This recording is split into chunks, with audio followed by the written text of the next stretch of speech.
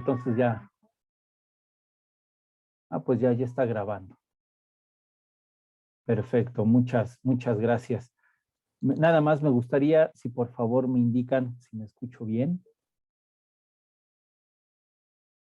Si me estoy escuchando bien, alguien nada más si me puede indicar, por favor.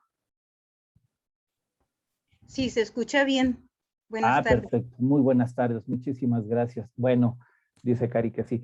Pues muchas gracias. Miren, somos 12 en la sala, tal vez se vayan involucrando un poco más de personas. Me da muchísimo gusto leer los nombres de muy buenos amigos. Iván Velázquez, un abrazo, de gente que nos ha estado acompañando en este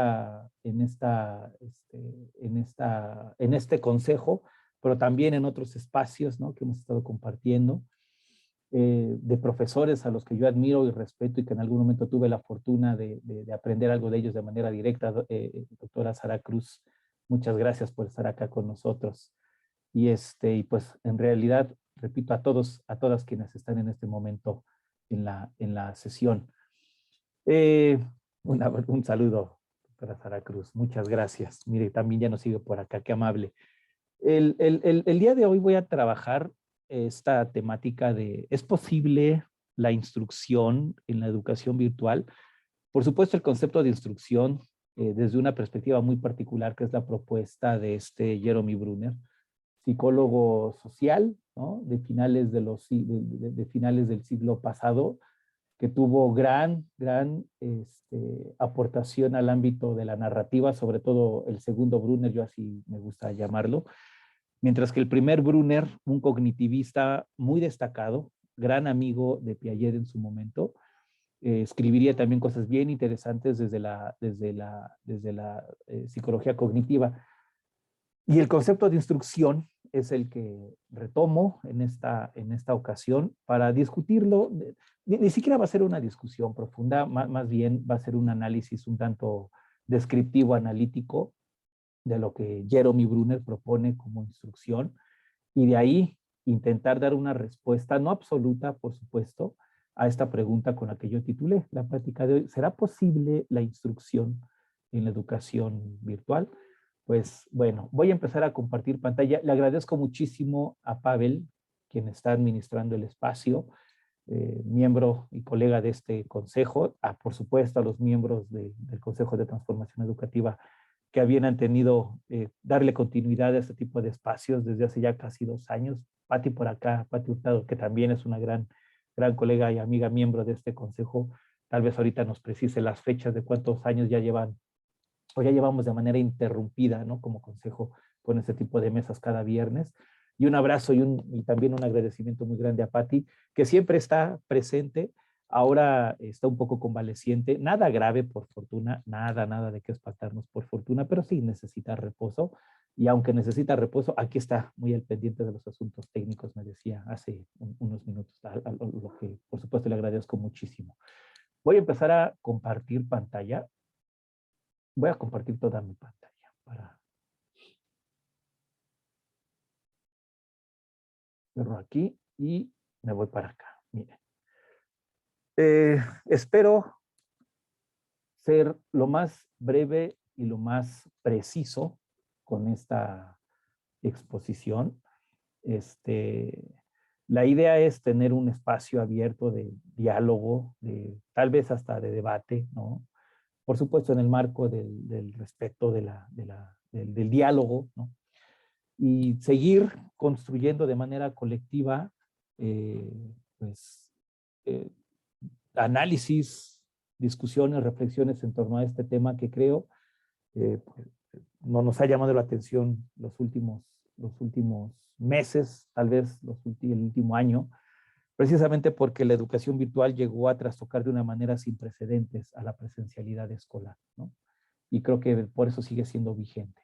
Yo les comentaba que no es que tengamos las respuestas universales a una problemática que nos inquieta a muchos, pero intentaré desde una perspectiva muy particular abonar algo a la discusión, esperando sea útil, sea de interés a cada uno de los que estamos aquí y que nos vayan a seguir después o vayan a ver esta transmisión posteriormente en las redes sociales de nuestro consejo, ¿no? Los objetivos son estos.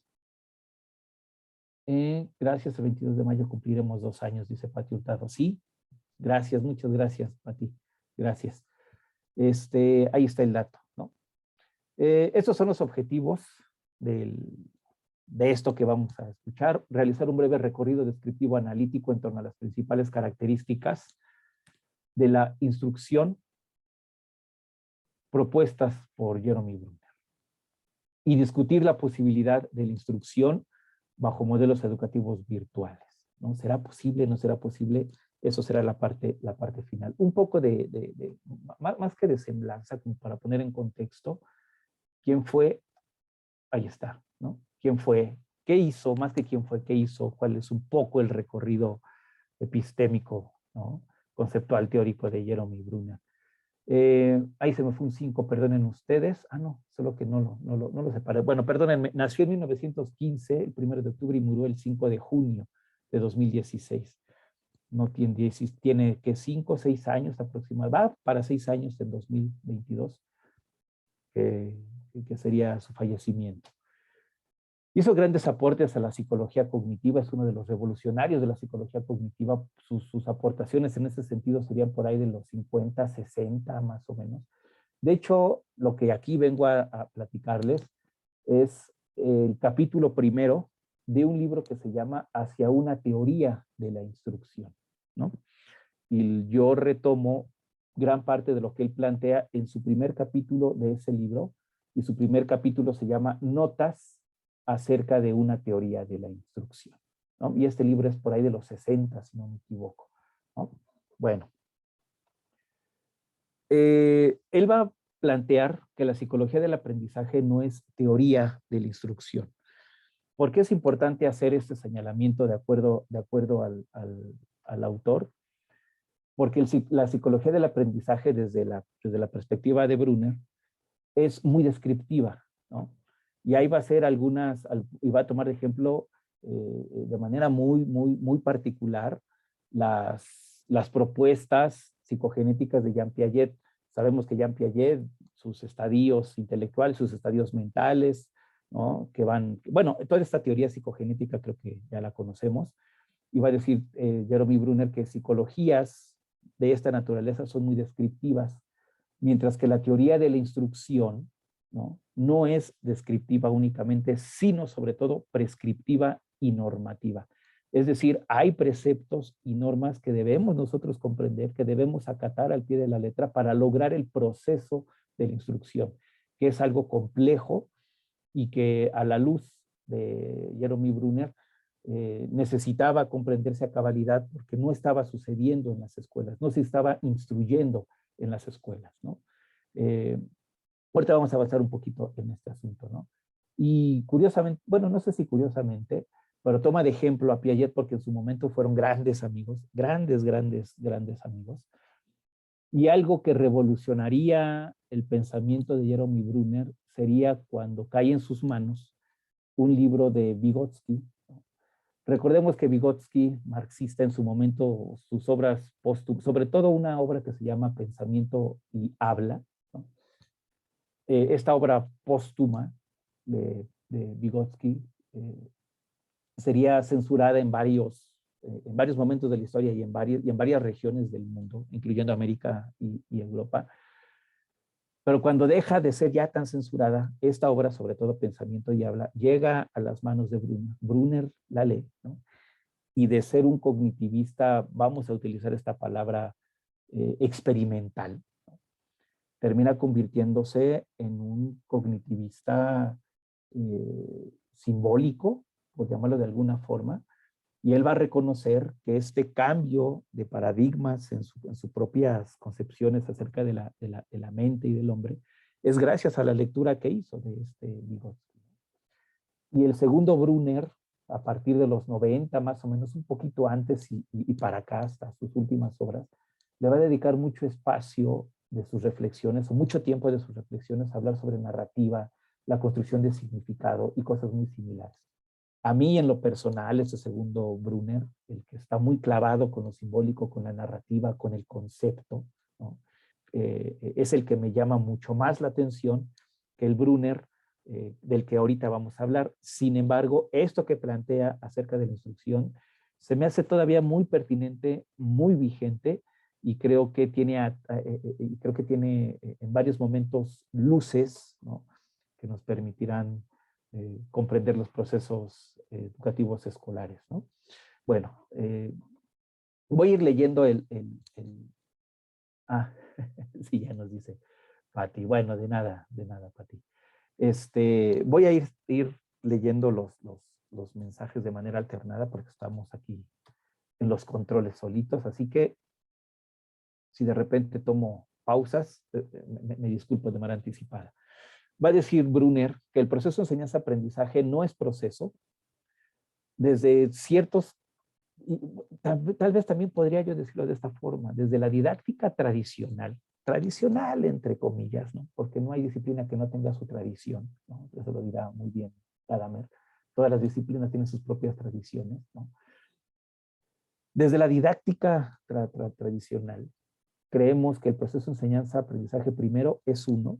Esto ya se ha discutido actualmente y autoras como Alicia Camillioni, María Cristina Davini, la misma Marta Souto, entre ahorita de los Miguel Zabalza, ¿no?, de los que ahorita me acuerdo, ya empiezan a hacer una distinción entre enseñanza como proceso autónomo y aprendizaje también como proceso autónomo, ¿no? Algo muy parecido va a decir Jeremy Brunner, pero fíjense, desde los 60. Y dice, el proceso de enseñanza-aprendizaje no es proceso. La enseñanza y el aprendizaje, es decir, enseñanza como principio y aprendizaje como fin, son parte de un proceso mucho más complejo al que él le va a llamar instrucción, ¿no? Bueno, es lo que yo les decía, ¿no? A partir de su libro Actos de Significado, bueno, este dato lo podemos ahorita pasar por alto. Bueno, ahora sí, vámonos a empezar con las diapositivas de esta palabrita instrucción, ¿no? Muy buenas tardes. Adelia que nos saluda. Instrucción dice, esa es la definición que da a pie de letra Brunner. Consiste en llevar al que aprende a través de una serie de exposiciones y nuevos planteamientos de un problema o de un cuerpo de conocimientos que aumentan su capacidad para captar, transformar y transferir lo que aprende. Entonces tiene tres momentos de instrucción. Capto, el que aprende capta, el que aprende transforma, pero sobre todo el que aprende transfiere lo que captó y transformó. La instrucción no va a conocer el éxito, digámoslo así, si el que aprende no transfiere lo aprendido.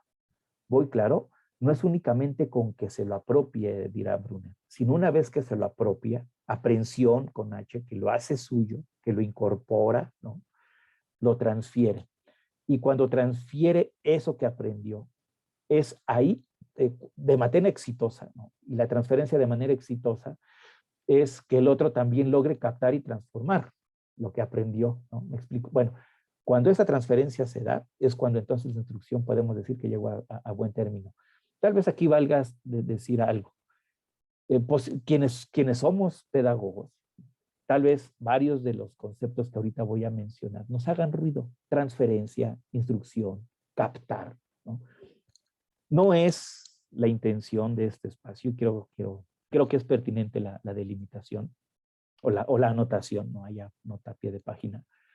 No es espacio, no es objetivo de este momento hacer una discusión epistémica, teórica de los términos que nosotros vamos a estar discutiendo, que vamos a poner aquí sobre la mesa. Son los términos con los que, o son los términos que utiliza, ¿no?, a los que recurre o los que construye Jeremy Brunner para dar cuenta de su propuesta acerca de la instrucción. Y en tanto que lo que nos interesa o me interesa en este momento es comprender qué es eso, o que comprendamos qué es esto de la instrucción para Jeremy Brunner, pues voy a recurrir a sus mismas terminologías. No los vamos a poner ahí a debate porque no es la intención, repito, ¿no?, que reconocemos que pudiesen ponerse a debate, pero no es la intención. Y vuelvo, en tanto que son los términos que él utilizó para dar cuenta de su categoría de instrucción, de la misma forma yo los voy a estar recuperando, ¿no? Bueno, a manera de una esquemita, ¿cómo podríamos esquematizar entonces instrucción? Miren, oh, ya se me volvió otra vez esto. Ahí está. Imagínense un sujeto que no sabe, está triste porque no sabe, ¿no? Y ahí está. Un no sabe, no tiene el saber. NS, no tiene el saber, no posee el saber. Y para llegar a un sujeto con una carita feliz, sus ojos estrellados, de que está muy emocionado, ¿no? Porque ya tiene el saber, esta flechita azul, ¿no? Implica la instrucción. Es alguien que no sabe convertirse a alguien que sí sabe. Pero hay una figura elemental,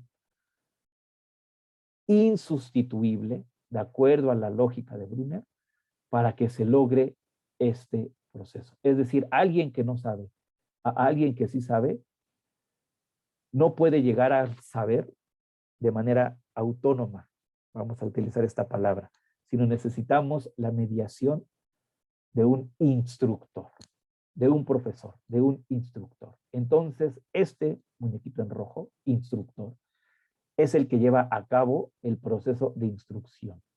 Alguien que no sabe a alguien que sí sabe. Y entonces decíamos que para que la instrucción sea completa, exitosa, ahora este que sabe ya algo que no sabía, debe enseñarlo a otro sujeto que en origen no lo sabe. Y en consecuencia, el que ya sabe algo, ¿no?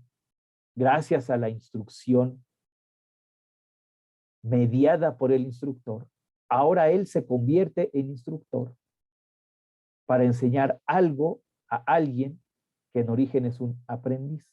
Espero estar siendo claro. Y es el mismo círculo. Ahora él como instructor va a llevar a cabo esta flechita azul que es la instrucción para que este aprendiz que en origen no sabe sea otra vez un sujeto feliz porque ya sabe algo y así nos vamos. Miren. Ahora este pasa a ser instructor, este aprende y así nos vamos. Miren. Me expliqué con este pequeño esquemita, ¿no? Grosso modo, ese es el círculo, digamos, de la instrucción o espiral de la instrucción, el andar de la instrucción, ¿no? Creo yo que no es tan complicado comprenderlo, así como él lo plantea. La cosa es que dice, acuérdense que decíamos en la diapositiva anterior, que la instrucción es un proceso, ¿no? O que la instrucción, sí, es un proceso que requiere de preceptos y de normas. No es así espontáneo, sino que repito, preceptos y normas. Porque el tener preceptos y tener normas es lo que diferencia a la instrucción de las propuestas de la psicología del aprendizaje. Así que instrucción y psicología del aprendizaje no tendríamos que entenderlos como sinónimos de acuerdo a Brunner, ¿no? ¿Y cuáles son esos preceptos y normas que nosotros debemos contemplar para lograr la instrucción? Si nos decimos instructores, sería lo siguiente. Y va a señalar 4 grandes características Brunner acerca de la instrucción. La primera, que deben existir experiencias para imbuir la predisposición para el aprender en los estudiantes, en los sujetos. Pues, ¿no? Y esta es una de las características más interesantes a mi parecer, pero en ocasiones, no sé si llamarle difíciles, pero sí complejas, pues, porque esta gran primer precepto, ¿no?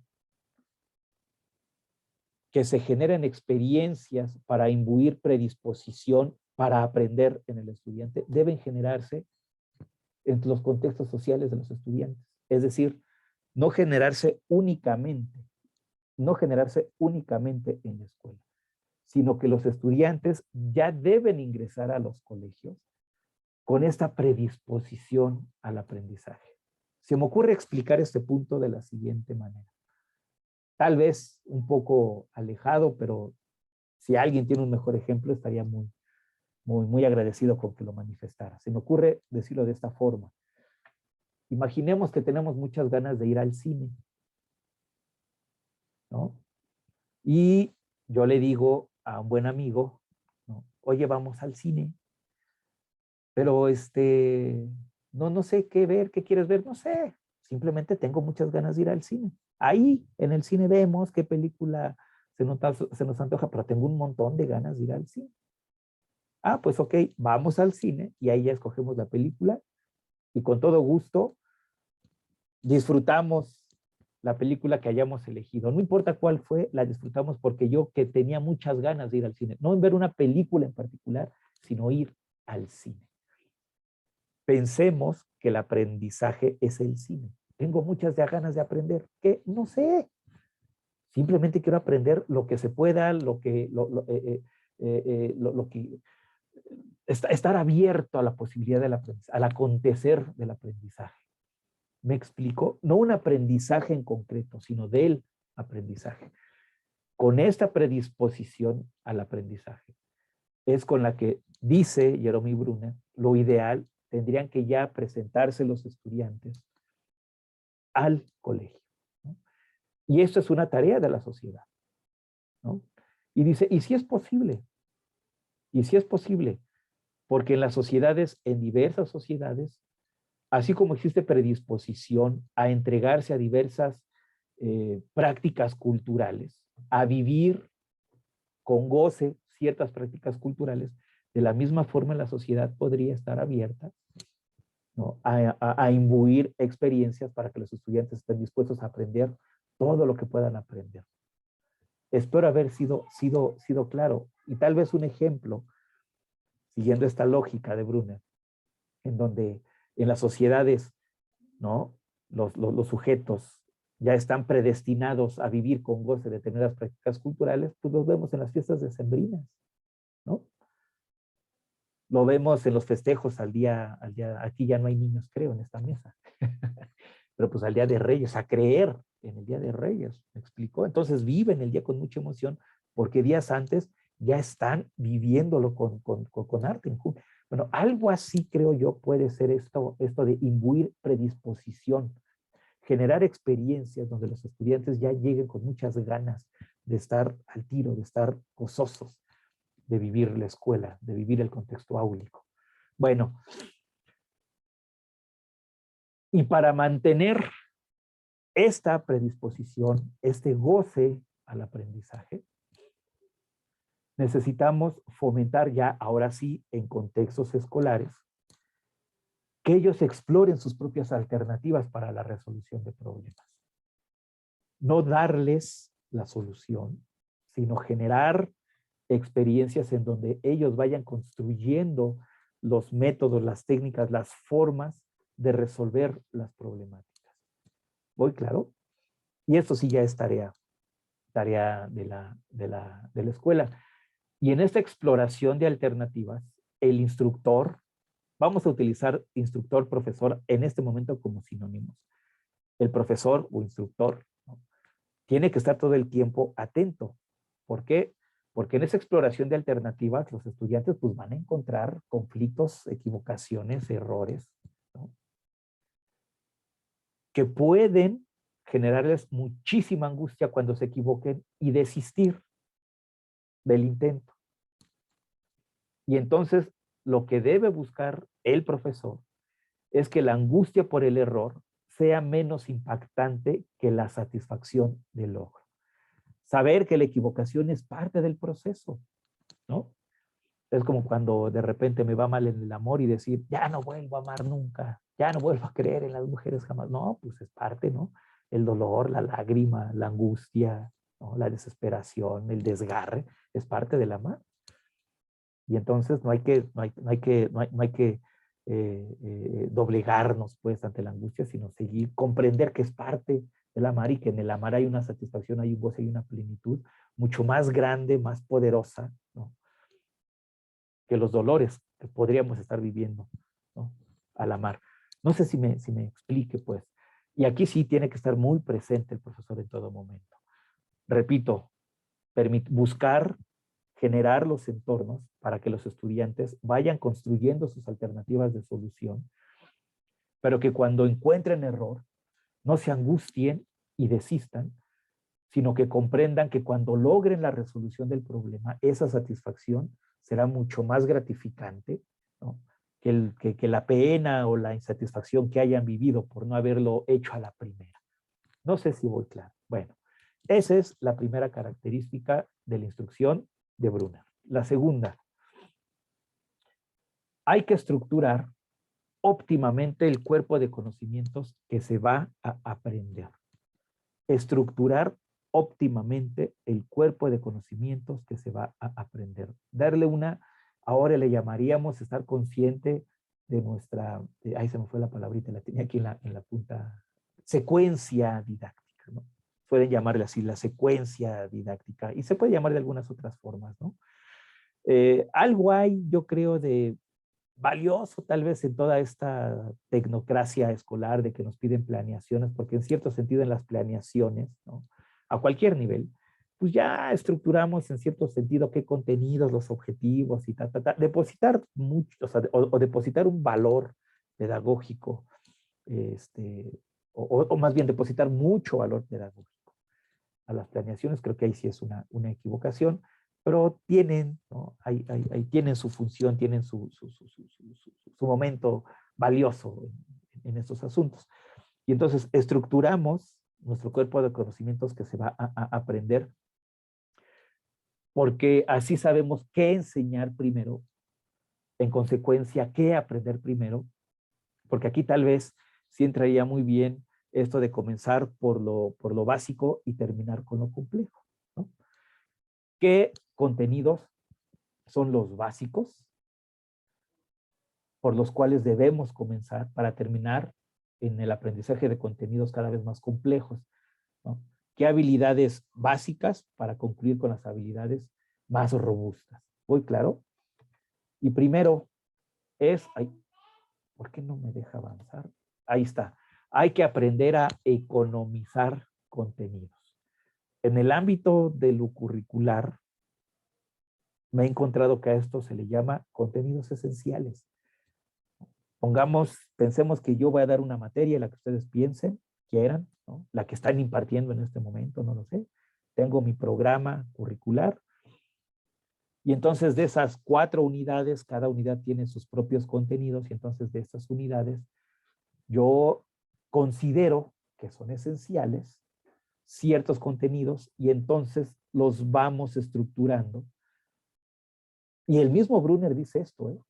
Una cosa es lo que en el currículum, bueno, en el plan de estudios, porque currículum y plan de estudios no hay que entenderlos aunque se entiende luego como sinónimos, pero no tendríamos que entenderlos como sinónimos, ¿no?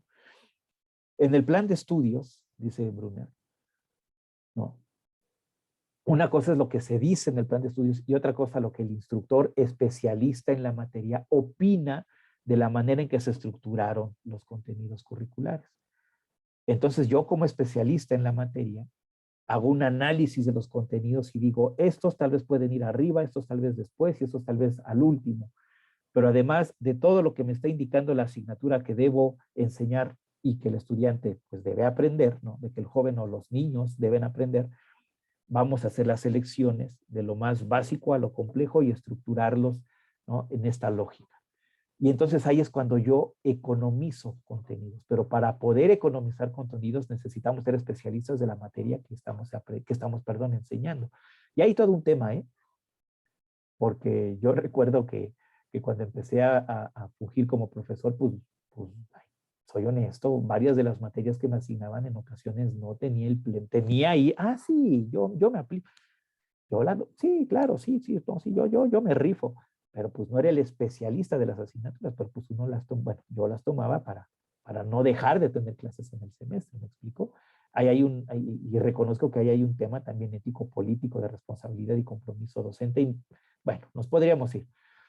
Pero bueno, ahí está, primer punto. Segundo, la simplificación logra el poder efectivo de la instrucción. La simplificación. Y miren que esto lo dice en los 60, ¿no? Paulo Freire, en una lógica más desde la pedagogía crítica, con mucha filosofía educativa, ¿no? Con mucha antropología en el trasfondo de sus propuestas pedagógicas, Paulo Freire también diría lo mismo.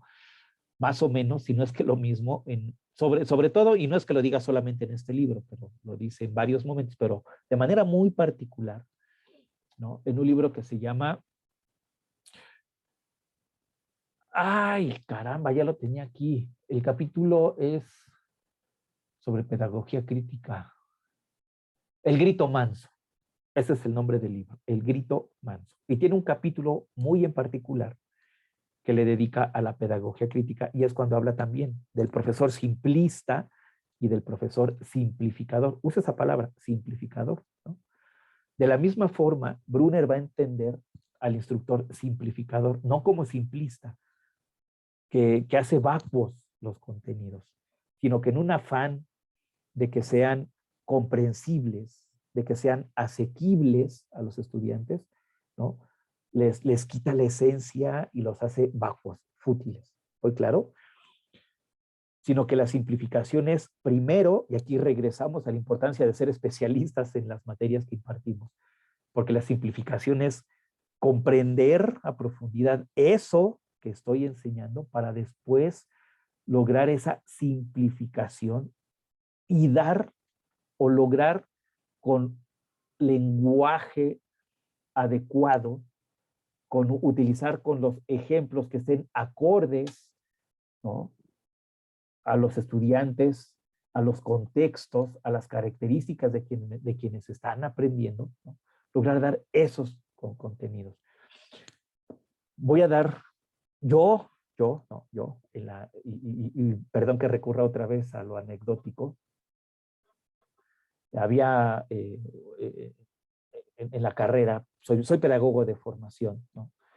Me enfrenté a lecturas sobre Marx, ¿no? Cuando hablábamos de la pedagogía crítica, enajenación, y la escuela, y la reproducción, y Althusser, y estos autores, ¿no? Bueno, en ocasiones yo creía haberlos comprendido porque un profesor en particular, bueno, profesora en particular, me los enseñaba y comprendí la diferencia entre simplificación y simplismo cuando recordé las clases que tomaba sobre Marx en la licenciatura, porque creo que lo que hacía la maestra, ¿no? No era simplificar, sino era simplismo. Muy claro. Ya más para acá, uno lee a Marx y dice, pues es bien diferente a lo que no me explicaron. Y posiblemente la maestra cayó en el simplismo, o una, creo yo, porque no comprendía a Marx, ¿no? Tal cual, o dos, tal vez lo comprendía, pero pues le faltaba la astucia, argucia, la experiencia, voy a utilizar también una palabrita, didáctica, ¿no? Para lograr simplificar, ¿no? La vastedad y complejidad de Marx y no caer y así evitar el simplismo. Espero haber sido más o menos o lo suficientemente claro con este ejemplo. Entonces, ahí está otro de los preceptos de esta característica, ¿no? Y lo óptimo, dirá Brunner, está en identificar experiencias y dones del que aprende. Aquí podríamos abrir un paréntesis e irnos, ¿no? Porque esto de identificar experiencias y dones, él lo va a decir un contexto en donde las pedagogías y las psicologías personalizantes, personalizadoras, mucha importancia, tenían mucho peso. Hoy, sobre todo autoras como Marta Souto, por poner solamente, o nombrar solamente a una que habla sobre lo grupal, podríamos encontrar cuestionamientos interesantes a las prácticas individuales de aprendizaje, ¿no? El buscar dones, pues es toda una tradición que aparece desde Rousseau, desde Pestalozzi y tal vez desde antes, ¿no? Identificar aquellos intereses, ¿no? Pestalozzi, Rousseau y muchos de la escuela nueva le van a llamar intereses, ¿no? Brunner le va a llamar dones del que aprende. Si yo identifico intereses, ¿no? Si identifico las experiencias un tanto en el ámbito de lo significativo, como lo plantearía Auswell, ¿no? Eso es lo óptimo para que aquel que aprende, pues, logre aprender, ¿no? Óptimamente algo que no le es ajeno y algo que, que no les ajeno a su contexto y algo que responde a sus intereses pues muy particulares, ¿no? Bueno, vámonos con la tercera experiencia, con la tercera característica. Especificar el orden del material para que el otro aprenda. Especificar el orden del material para que el otro aprenda. Entonces, una vez que ya tengo los contenidos esenciales, una vez que tengo también dentro de estos contenidos esenciales el orden en el que se van a enseñar, ¿no? Ahora, ¿cómo los voy a enseñar?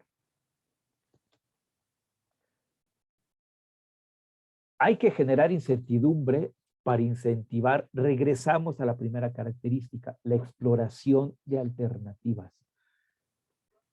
Voy a poner un ejemplo, otro, y vuelvo, y me disculpo por lo anecdótico. Mi niño va a cumplir tiene 6 años, va a cumplir en julio 7. Están con su libro, o sea, de matemáticas, sobre todo esto ha sucedido con sus libros de profesora en casa, ¿no? En línea.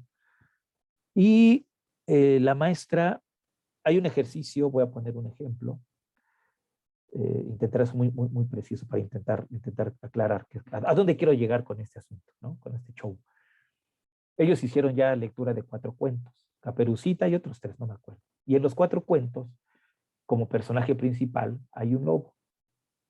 Pero el lobo tiene diversas características. El lobo de Caperucita tiene ciertas características. El lobo el cuento El Pedro y el Lobo tiene otras características, y así, el de los 3 cerditos, otra, y se me va uno más. Y el ejercicio, ¿no?, de este libro es que los niños identifiquen cuáles son sus características de cada uno de los lobos referente a los cuentos. Pero cuando hicieron el ejercicio con la maestra les dictó las características de los lobos.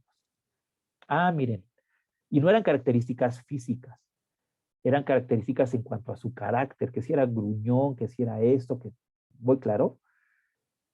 ¿Qué sentido tiene que la maestra les dicte las respuestas a los niños cuando el sentido, vamos a decirlo así, pedagógico del ejercicio es que ellos mismos reconozcan, una vez que hayan reflexionado, recordado, analizado los cuentos y digan, ah, este lobito era así, este otro lobito era así, este tercer lobito así y este cuarto lobito así?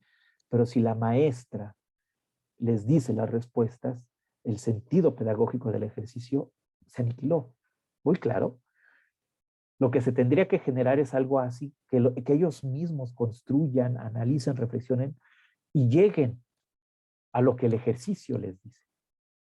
Muy bien. Y esto, repito, está muy relacionado con la primera característica. Entonces, no hay que darles, ¿no?, las respuestas, ni mucho menos los métodos para que respondan, ¿no?, sino hay que permitir y generar esas experiencias, regresamos, en donde los estudiantes vayan encontrando. Creo que es Vygotsky el que habla del conflicto cognitivo. Aquí Brunner le llama incertidumbre. Creo que Vygotsky es el que habla, si no corríjanme por favor, es el que habla del conflicto cognitivo. Y una vez que tengo conflicto cognitivo, pues empezar a buscar la forma de resolverlo, de dar con la respuesta a esto que me está retumbando.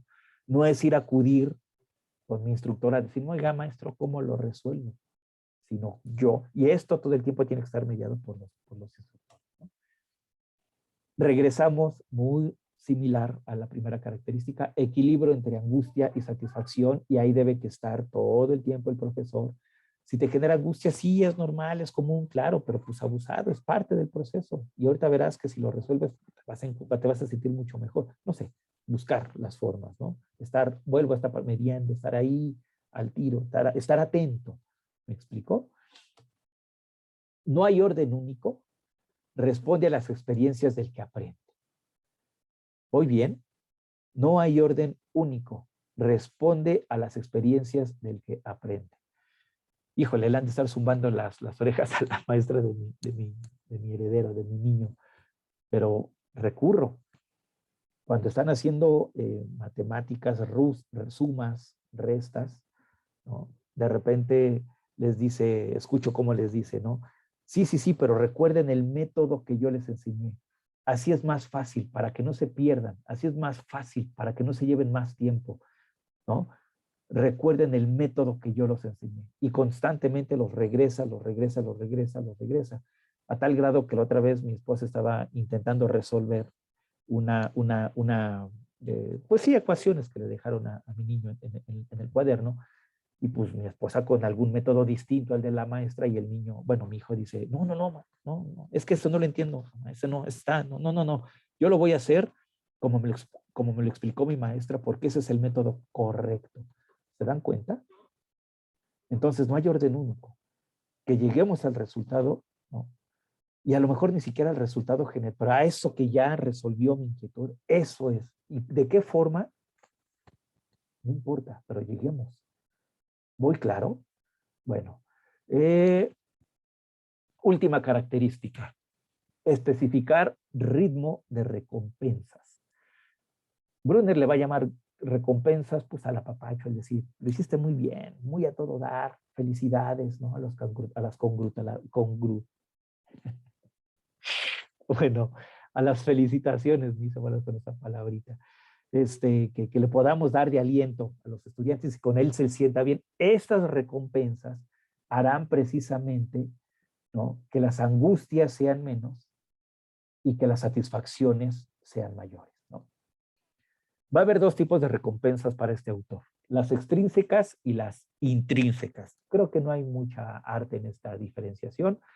Las extrínsecas, pues son las que vienen de fuera, las que yo le puedo decir a mi hijo, la que yo le puedo decir al joven cuando está aprendiendo y lo hizo muy bien. Y las intrínsecas, aquí son las más valiosas, las que reconoce el propio estudiante de sus logros, que no necesita decirle su papá, muy bien, hijo, que no es necesario que el maestro le diga, muy bien, chaval, ¿no? Sino que él mismo se dé cuenta, logré dar con el resultado. Ese conflicto cognitivo que no me dejaba dormir, ya lo resolví, man. Qué buena onda. Y se sienten bien, se sienten orgullosos, se sienten satisfechos, se sienten muy a todo dar con ellos mismos, ¿no?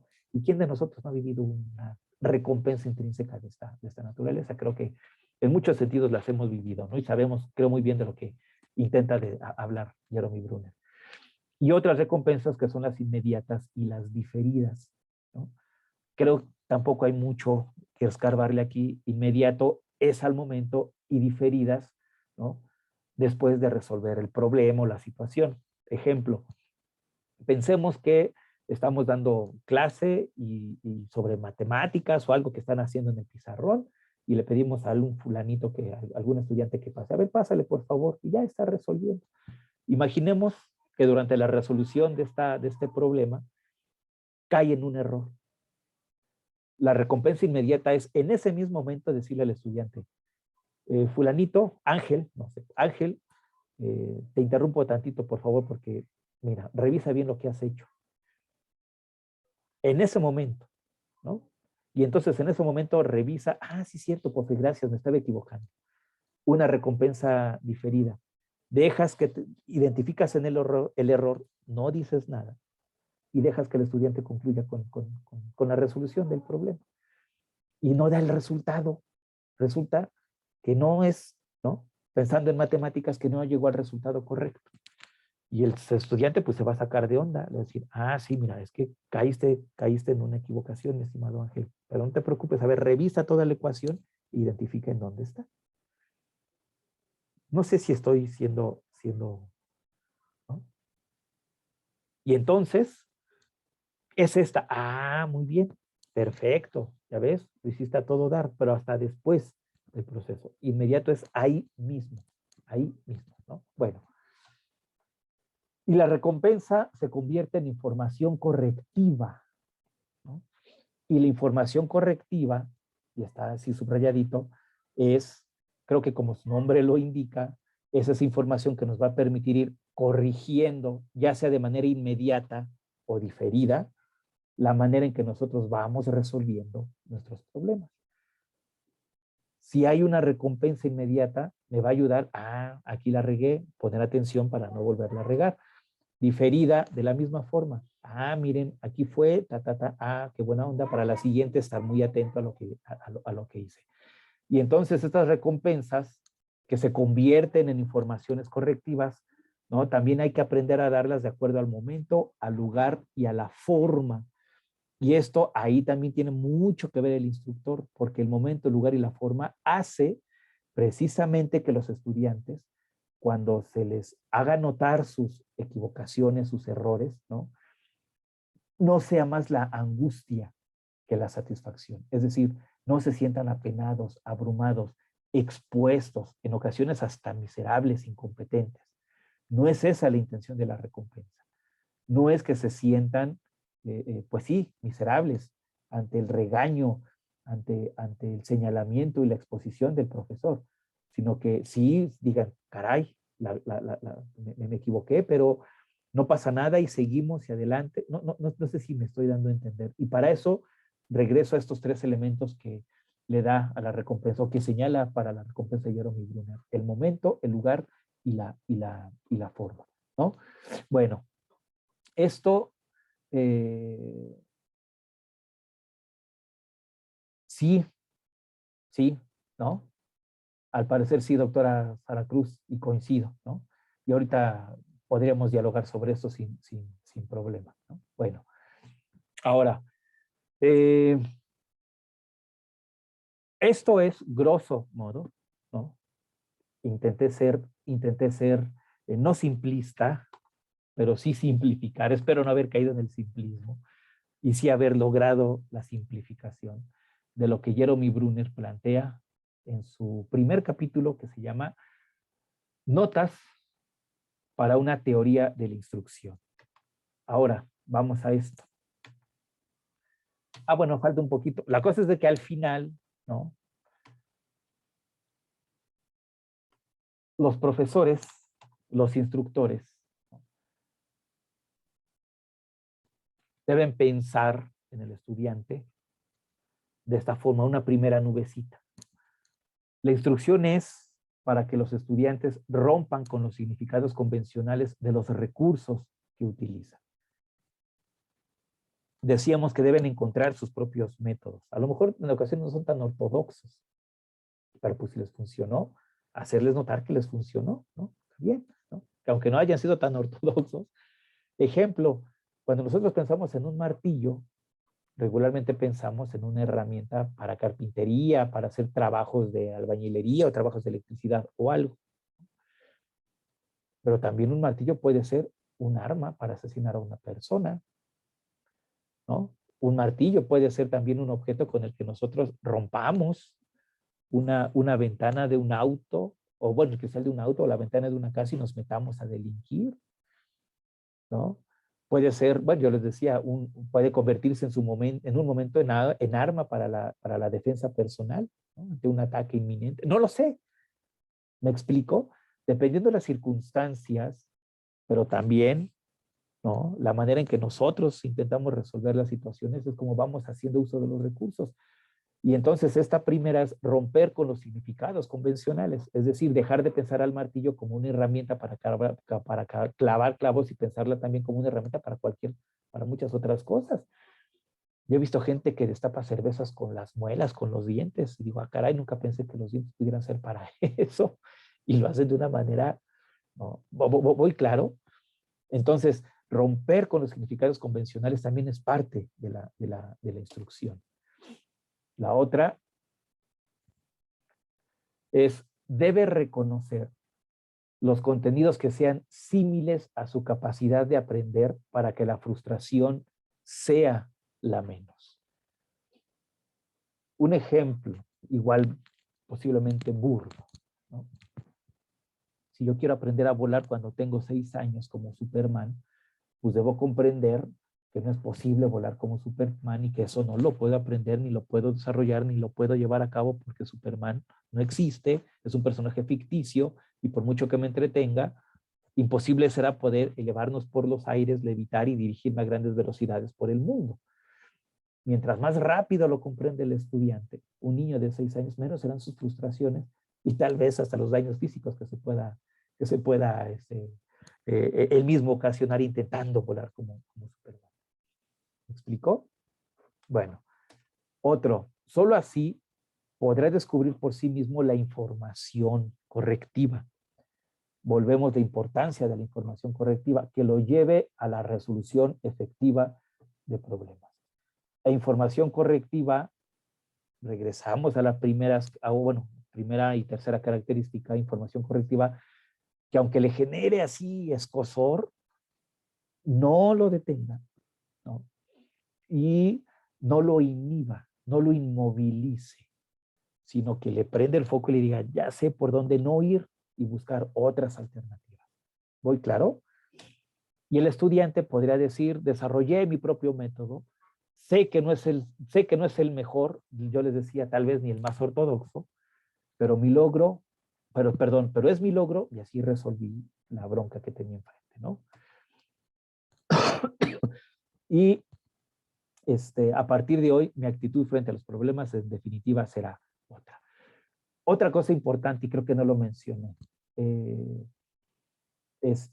Brunner, y a lo mejor aquí yo tendría o bueno, sería bueno preguntarle, si tuviera tenerlo enfrente y preguntarle lo siguiente. Brunner sugiere que no les llamemos problemas a los problemas, pues, ¿no? A los conflictos cognitivos, así como creo que, le repito, creo que es Vygotsky el que habla de los conflictos cognitivos. Brunner sugiere que no hay que llamarle problemas, ¿no? Sino desafíos, ¿no? Entonces tendría que decir, sé que no es el mejor, pero es mi logro y pude resolver el desafío, ¿no? Y a partir de hoy mi actitud frente a los desafíos, en definitiva, será otra. Porque dice Brunner que el problema ya en automático, como que la creencia, el significado del propio concepto problema ya nos genera cierta cosa, ¿no? Y desafío es otra, ¿no? El sentido y la significación del concepto es otra, ¿no? Bueno, hasta aquí ahora sí, Brunner. ¿Es posible la instrucción bajo modelos educativos virtuales? Vayamos por cada una de las características. Yo les decía, no voy a ofrecer más que respuestas, pues yo lo dejaría, sé que puedo sonar irresponsable y lo asumo, pero más que respuestas yo lo dejaría de manera como de opiniones, ¿no? Respecto a la primera experiencia, recuerden que la primera experiencia es imbuir para la predisposición al aprendizaje. Perdónenme, experiencias para imbuir predisposición al aprendizaje, esa es la primera característica. Respecto a esta primera característica, ¿qué onda con los modelos educativos virtuales? Hay un autor, una psiquiatra española que apenas en 2021 dictó una conferencia, por supuesto allá, ¿no? En Europa. Yo la conocí por YouTube. Y así se llama Cómo funciona nuestro cerebro en la era digital. Se llama Mariana Rojas Estapé, ¿no? Si les parece bien, escogí un fragmento solo y aquí tengo los minutos. Bueno, la voy a ir abriendo.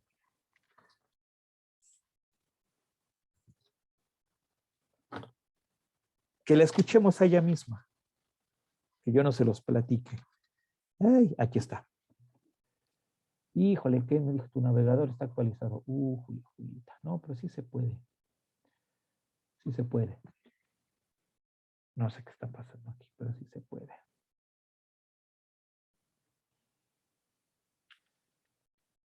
No sé por qué, no sé.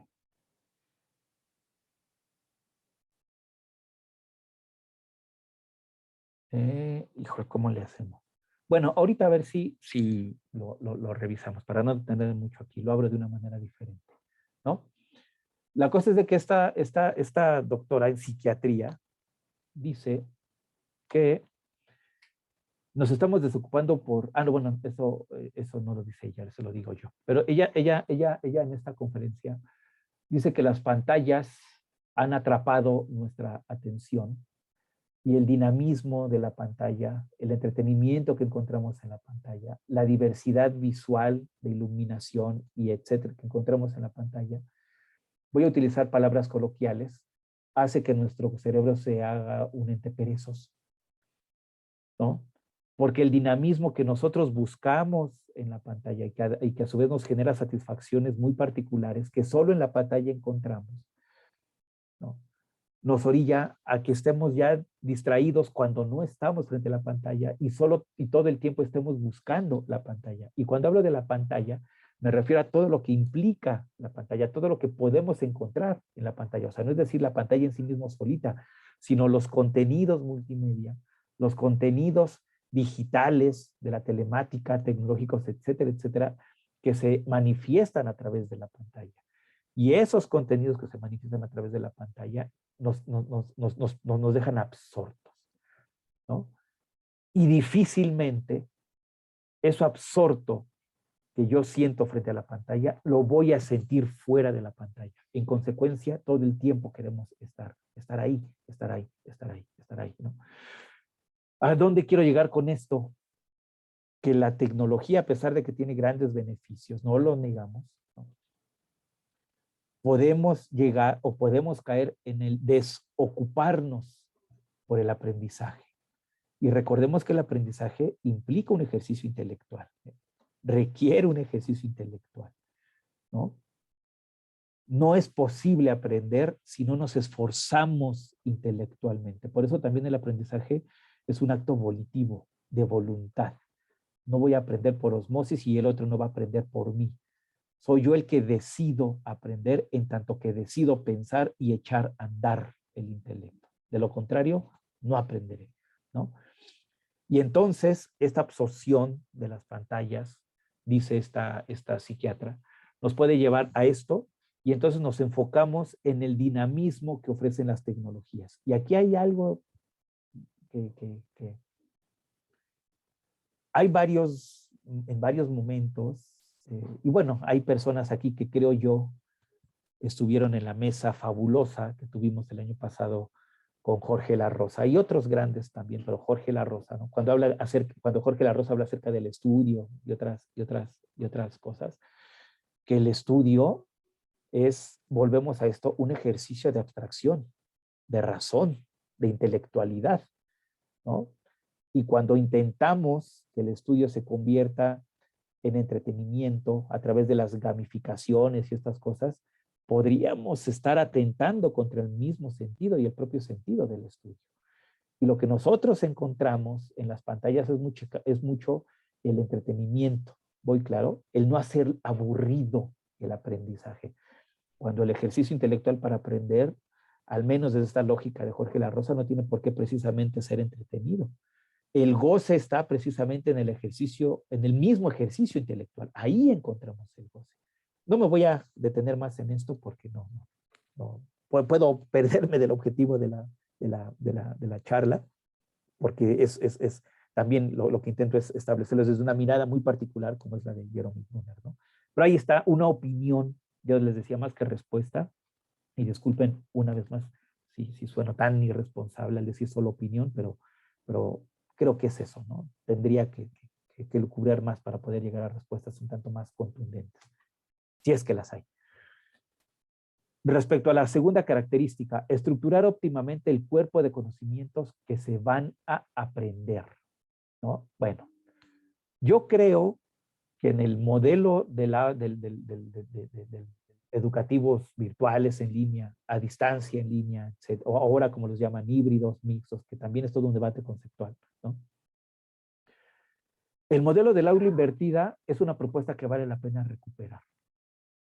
No voy a detenerme mucho en esto del aula invertida, pero este modelo del aula invertida ha tenido grandes, pues sí, voy a decirlo así, éxitos en el ámbito de la educación en línea, ¿no? Y no es algo nuevo, es algo que se viene ya trabajando del otro lado del charco desde finales de los 90, sobre todo en disciplinas de corte experimental, biología, medicina, cosas así, ¿no? Y entonces el aula invertida nos enseña a generar aulas virtuales, en donde nosotros en esas aulas virtuales vamos generando, vamos le dando orden a nuestra secuencia didáctica, vamos eligiendo nuestros propios contenidos, ¿no? Pero no solo eligiendo nuestros propios contenidos, y creo que aquí ya me puedo saltar a la tercera característica, que es esto, sino que también podemos ir construyendo nuestros propios materiales didácticos. La tercera característica dice especificar el orden del material para que el otro aprenda.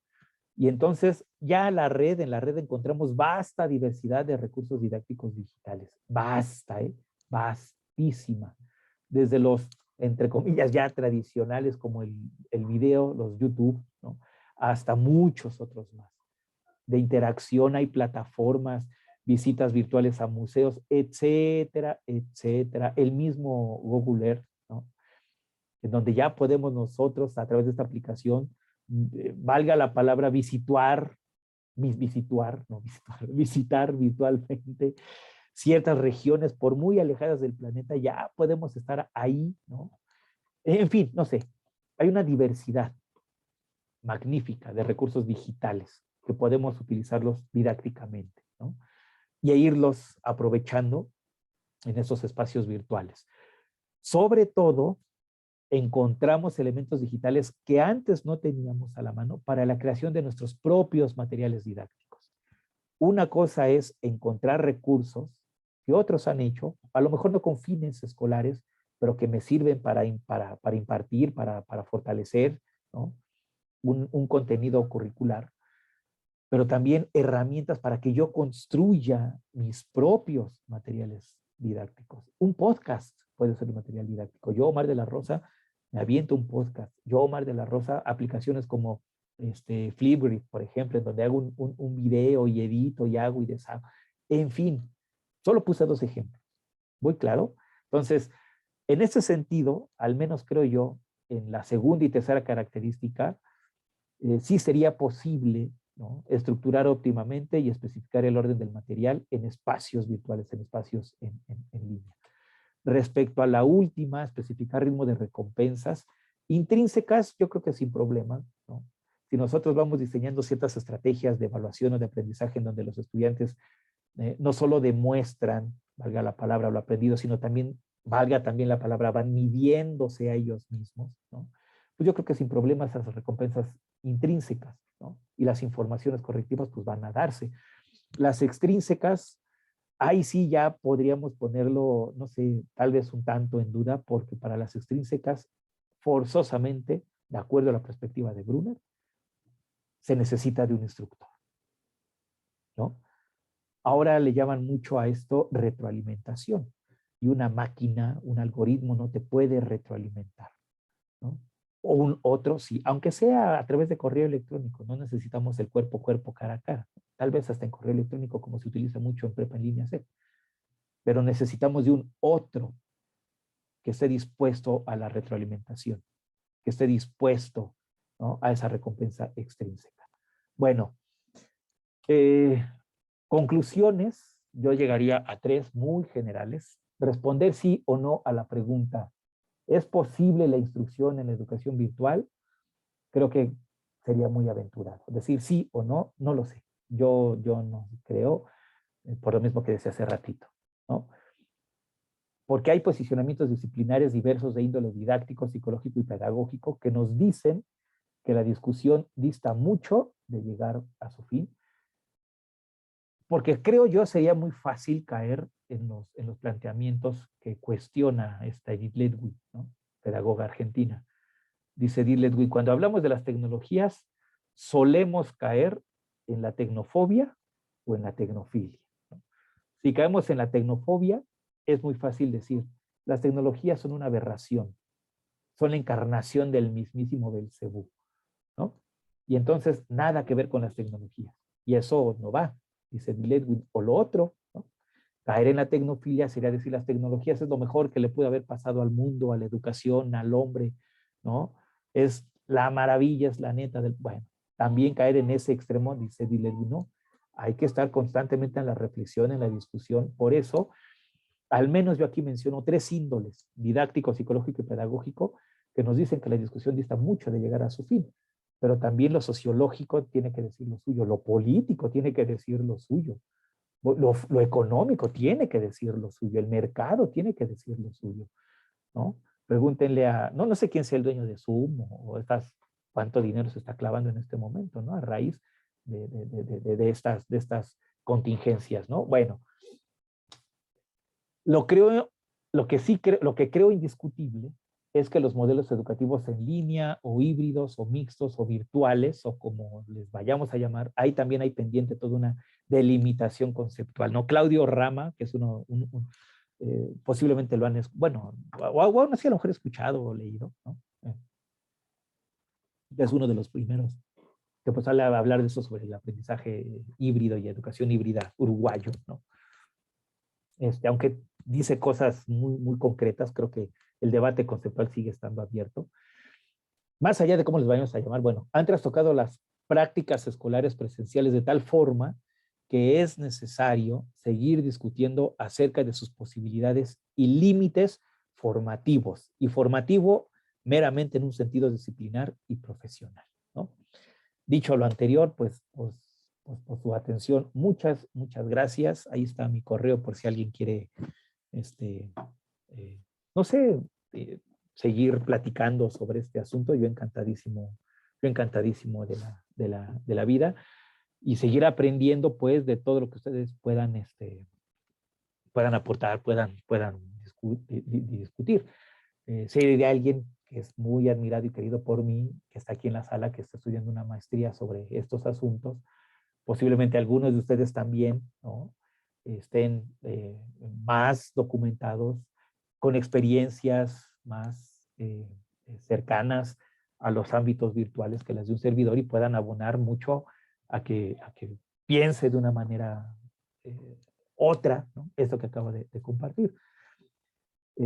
Yo soy de la idea de, como lo dijo un profe también muy querido por mí de la Facultad de Políticas, el Chema Calderón, que una razón versus otra razón, ¿no? Pues generan razonamientos más gigantes, ¿no? Y si se construyen en lo colectivo, en la comunidad, pues, ¿no? ¿Qué mejor? Sería lo que podría decir al respecto y pues son 2:15. Agradezco mucho su atención. Si desean compartir, preguntar, discutir, adelante, ¿no? Adelante. Muchas gracias.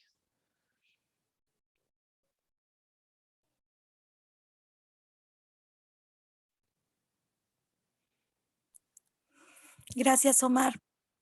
Pati, Si estás, alguien sí, sí te escuchas. Muchas gracias. un poco, un poco inflamada, pero eso no detiene para agradecer la valiosa participación, como siempre, muy profesionalmente. Y bueno, invitamos a las personas que se encuentran en la sala de Zoom para poder hacer sus aportaciones de manera directa, ya sean comentarios, algunas preguntas, felicitaciones, incluso, claro, ¿por qué no? A nuestro ponente, a nuestro magnífico ponente de hoy. Adelante, ¿quién toma la palabra?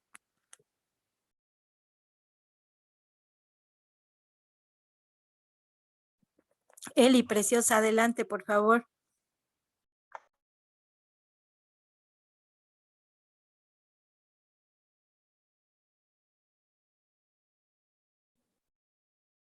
Sí, Eli, te escuchamos. Creo que tienes tu manita levantada. Muchas gracias.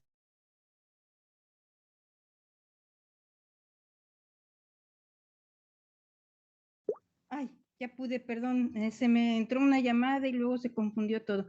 Ah, quería decir que yo tengo la experiencia de unos nietos. Fíjese cómo el instructor tiene todo, toda la responsabilidad y toda la, digamos, maneja toda la situación con respecto al aprendizaje, porque tenía unos nietos, tengo todavía, que estaban estudiando la secundaria y la preparatoria por línea. Al de la secundaria le dejaban tareas y si quería se levantaba y si no quería no, o estaba acostado y le escuchaba y así muy, muy sin ánimo, no tenía ningún estímulo de ninguna índole. Y el otro de la preparatoria solamente le dejaban trabajos y trabajos y trabajos y no tenían nada de interés los profesores en dar ninguna instrucción de ningún tipo. Entonces, yo digo, sí, está muy bien, pero todo depende de quién está dando la clase y de qué universidad, y si le interesa que el alumno aprenda. y si está supervisado el profesor por las universidades, o sea, es muy importante que también haya disposición de ambos lados, de acuerdo con usted, ¿verdad?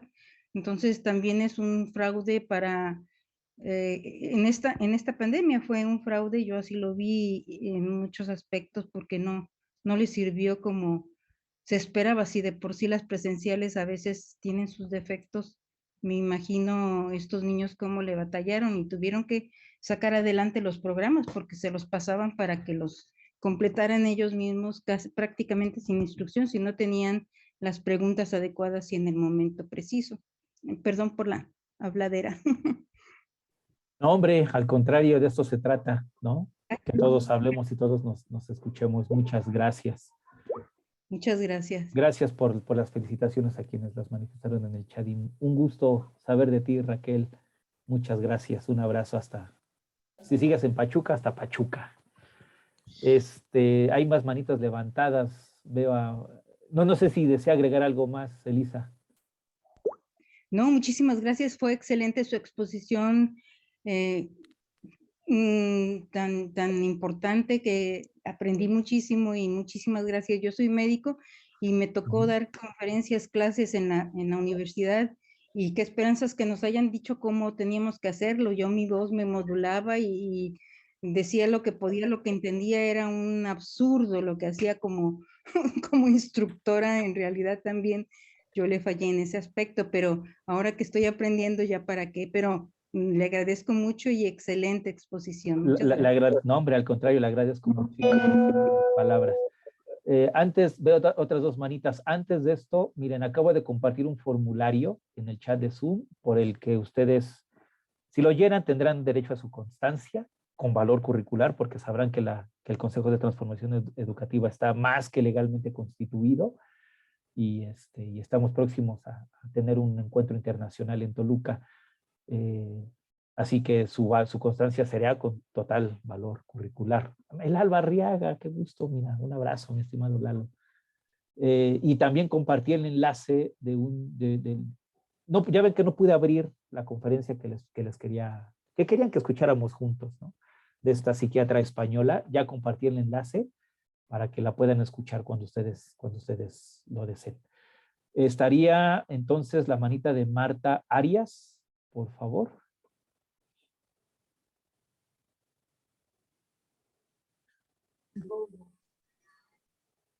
Hola, buenas tardes. ¿Cómo está? Muy buenas tardes.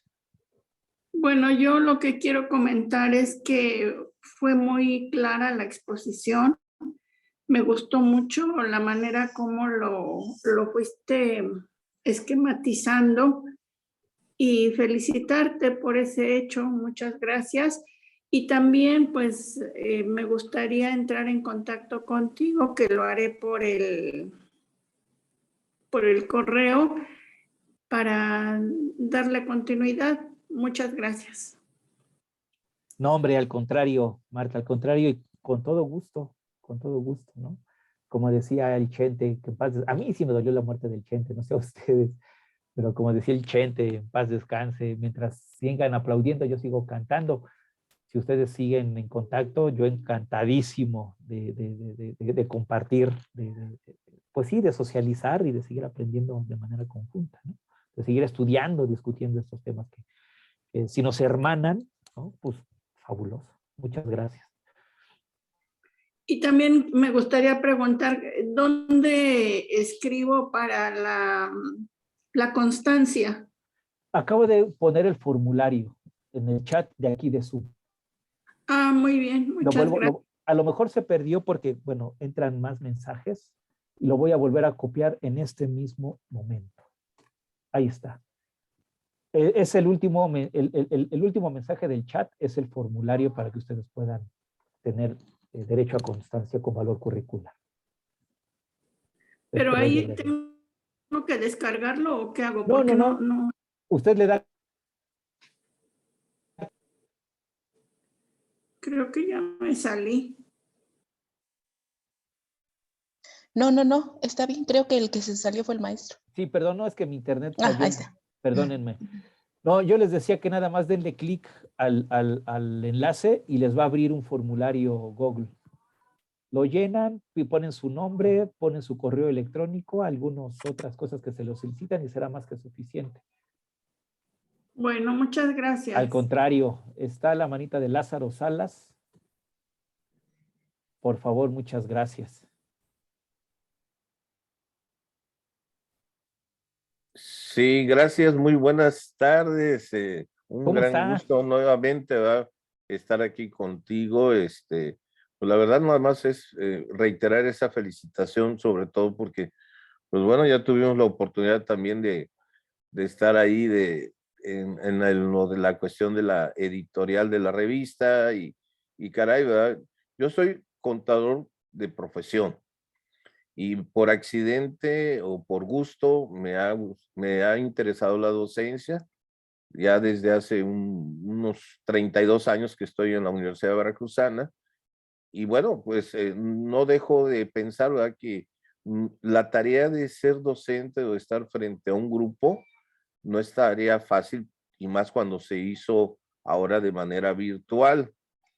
Me ha tocado, ¿verdad?, ir conociendo muchas situaciones de la docencia y caray, ¿verdad? Esta parte, ¿verdad? Me encantó la manera en que se está plasmando todo esto y me interesaría mucho, sobre todo, ¿verdad?, que tuviéramos el acceso, sobre todo compartirlo, ¿verdad?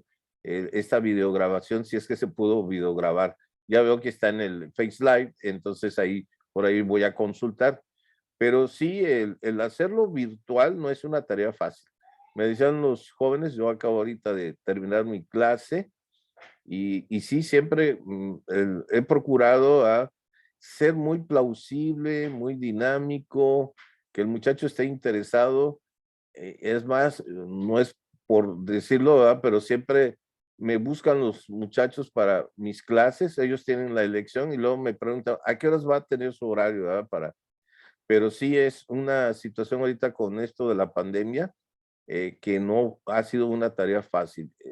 Nos hemos tenido que aprender de la noche a la mañana desde hace 2 años con diversas plataformas, muchas herramientas digitales. Acabo ahorita de terminar un curso que, caray, sí me costó un poquito de trabajo, pero lo aprendí porque me interesa, sobre todo en la parte profesional. Ejerzo también la carrera de contador, pero sí, a veces cuando uno les quiere compartir a los clientes, a los contribuyentes, algo, todo esto, aunque no parezca nada, siempre es importante. La investigación también va de la mano, ¿verdad?, con lo que está uno a la orden del día y me encanta esa forma tan dinámica que tienes, maestro. Realmente yo creo que soy de esas ideas, ¿verdad? Me gusta ser muy persuasivo con los muchachos, muy allegado a ellos, y yo creo que en eso coincidimos y hay que hacerse amigos de ellos, porque esa es la manera en que no se aburren en la clase y al rato ellos son mis futuros clientes, mis prospectos clientes, me recomiendan y es ahí donde está el seguimiento de los muchachos, ¿verdad? Claro. Eso era todo, ¿verdad? De mi parte, un gran saludo y un abrazo, ¿eh? Igualmente. Desde Tuxpan, Veracruz, que acá estamos por acá, Pues ¿eh? un abrazo, doctor Salas, y le agradezco mucho haya aceptado participar en la revista. Eso es otro tema, pero bueno, ya que Sí, nos encontramos, le sí, agradezco mucho y un honor contar con sus aportaciones. no, al contrario, al contrario. Y ahí vamos también a escribir también algo. Perfecto, será un placer poderlo publicar. Muchas gracias. Muchísimas gracias, Itzel. Miren, está por aquí escribiendo. Un abrazo, mija. Una gran también querida amiga. Muchas gracias. Está Raquel, la manita de Raquel, por favor. Sí, maestro, buenas tardes. Déjenme ¿Cómo prender mi estás, cámara. Raquel? ¿Sigues en Pues aquí, Pachuca? mire. Sí, bueno, hoy me tocó estar en mi plantel, Yo pensé que te pero había tocado frescobote por esas cosas que vi atrás. Dije, ya se hacen un... son los lockers de los maestros. No, pero muy bien, gracias a Dios. Qué bueno, qué bueno. Me pareció muy importante su exposición y escuchando a la maestra que hablaba de sus nietos, yo quería compartirles que yo en el 2011, 2012, que creo que era, bueno, para mí fue una de las primeras ocasiones en que tuve que hacer algo a distancia, y yo tomé una especialidad en la Universidad Pedagógica a distancia. La verdad es que el primer semestre yo dije, yo no estoy aprendiendo nada, yo necesito ver a un maestro frente a mí que me diga y que yo pueda preguntar y todo esto, ¿no? Conforme fue avanzando el tiempo, pues yo no me podía echar para atrás, porque era obligatorio aquí en mi institución, y decían, si no lo terminas, tú lo pagas. Y yo dije, no, pues yo, ¿cuándo voy a pagar todo esto, no? Ya. Y dije, no, pues lo tengo que terminar. Y fui avanzando, conforme fui avanzando con las lecturas, con la retroalimentación que daba el asesor y todo esto, pues me di cuenta de que, y fue algo que me llamó mucho la atención cuando usted lo comentó, es algo de la voluntad, que se necesita querer. Y pienso en mis estudiantes y digo, luego los veo ahí parados en la puerta, con todas las ganas de no entrar al salón, y digo, ¿cómo motivarlos, no? Sin caer en proporcionar un espectáculo, ¿no? Y ahora Exacto. los payasos, y ahora entren los muchachos, y ahora los malabaristas, ¿no? Sin caer en eso, ¿no? Creo que es muy importante el que ellos tengan la disposición, y veo en este tiempo del encierro y de la pandemia una oportunidad muy importante, porque ellos están ansiosos de volver. Y digo, esto es algo muy bueno. Ayer precisamente en una sesión de una clase, yo les dije, pues levanten su manita quienes están dispuestos ya, que ya digan, vámonos a la escuela. Todos de los veintitantos que estaban conectados, todos quieren volver. Y digo, bueno, esto es algo muy, muy bueno, una motivación. Como usted lo citó al inicio, Vygotsky hablaba de eso, ¿no? Somos seres sociales, relacionales, y esto es muy importante, y más para ellos en esta edad, ¿no? Entonces digo, yo me enfrenté con el choque de la virtualidad y de lo digital hace esos 10 años, y para mí fue muy difícil, pero creo que ahora el haber enfrentado en ese momento esa experiencia me permitió que ahora que fue lo de la pandemia y que se acabaron las clases en la maestría y todo eso, poder enfrentarlo de una manera muy positiva. Y pienso, hay que ver los campos de oportunidad para los alumnos, y me pareció excelente lo que compartió, ¿no? Toda su exposición. Muchas gracias, Lo Raquel. felicito, Gracias. maestro. Muchas gracias, Raquel. Un abrazo. Un abrazo, maestro. Está la mano de un buen, mi querido amigo, y muy buen Iván. Hola Omar, ¿qué tal? Desafortunadamente no puedo prender la cámara, pero bueno, aquí estoy con toda la pila. Antes que de mi comentario, pues sí me gustaría felicitarte. Como siempre, el escucharte es tan ameno, esas pláticas que tenemos frecuentemente, pues hacen que uno se enriquezca, ¿no? Y esta ocasión no fue la excepción. Hablas Muchas gracias, muchas gracias. Sí, no, gracias a ti. Hablas de diferentes problemáticas y formas quizá de solución que está ahí entre líneas, ¿no? En tu discurso, y eso me llama mucho la atención, porque desafortunadamente, sin caer en la tecnofobia, como tú lo mencionabas, pues hay muchos problemas que existen actualmente en la educación virtual. Uno de ellos que inclusive lo anunciaba la UNESCO, ¿no? Que solamente un cierto porcentaje de la población tenía acceso a Internet, y 24 tantos, el 24%, sin tener acceso, ¿no? De niños de 7 a 17 años. Esto pues obviamente trae un parteaguas, ¿no? Porque la educación se vuelve en esta época algo exclusiva, ajá, algo que excluye al otro, y ese es un problema pues muy grande, y que deberíamos de ahí ver cuáles son las soluciones. Inclusive por eso se hizo lo de Aprende en Casa, pero desafortunadamente este tipo de educación pues no es la que ideamos, ¿no? Con nosotros que estudiamos o que estamos dentro de la pedagogía, pues sabemos que el ver televisión, el escuchar un programa de radio, a veces no da todas las bondades de la metodología pedagógica que se necesitan en el aula. También agrego más problemas sin caer en tecnofobia, pues los docentes, muchos de mis compañeros, y al igual que yo, pues no teníamos los conocimientos de las tecnologías educativas. Fue sobre pues la marcha, ¿no? Que uno empieza a ver, a tratar de investigar, y eso cuando tienes la disposición de investigar, porque también hay el caso de docentes que no se acercan a esto y que simplemente es algo que es ajeno a su necesidad. Ajá, entonces, Aquí también otro problema que veo, ese discurso que ahora el docente hace a través de las clases virtuales, como el docente, ¿no? Habla y se convierte en el sabedor de todo, y el alumno en ese sistema tradicional sigue siendo el recipiente, ¿no? De los saberes que tiene el profesor. Esto, digamos, que cayendo en ese sistema tradicional que tanto, pues hemos tratado de cambiar.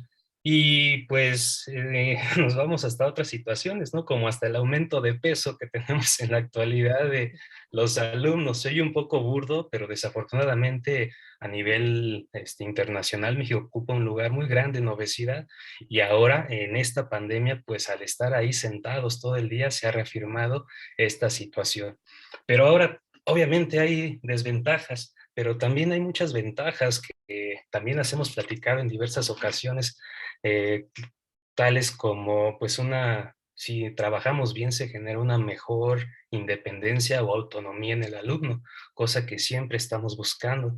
También ya lo mencionabas todo a lo largo de tu exposición, hay una mayor acceso a la información. Nosotros podemos utilizar diferentes aplicaciones para poder hacer el conocimiento, pues para que llegue, ¿no? Para que sea aprensivo con H, como tú lo mencionabas, en el alumno. Todo esto pues ha traído pues que nosotros tengamos una mayor formación tecnológica, y si volteamos ahorita de cuando inició la pandemia a este momento, pues sí vemos un cambio, ¿no? En ese tipo de situaciones. Obviamente también el tener mayor comodidad, menos gastos, también han sido parte de las ventajas que nosotros tenemos ante esto, ¿no? Entonces hay mucho por hacer en relación a la educación, virtual.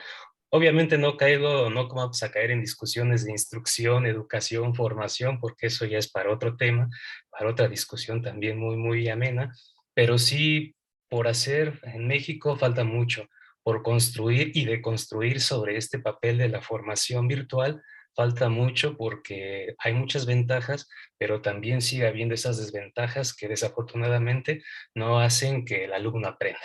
Muchas gracias, Omar, por el espacio, y gracias también a los organizadores. No, hombre, al contrario, mi querido Iván, en verdad, muchas gracias. Voy a hacer 2, 3 comentarios muy puntuales antes de pasar a escuchar a la maestra Otilia Gabriela, si me lo permite, maestra Otilia.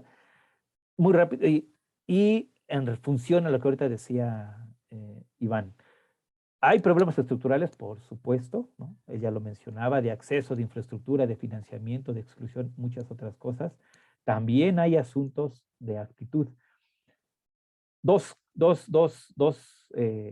¿cómo llamarlo? Textos, por poner un ejemplo de los problemas de actitud que hay frente a las tecnologías, ¿no?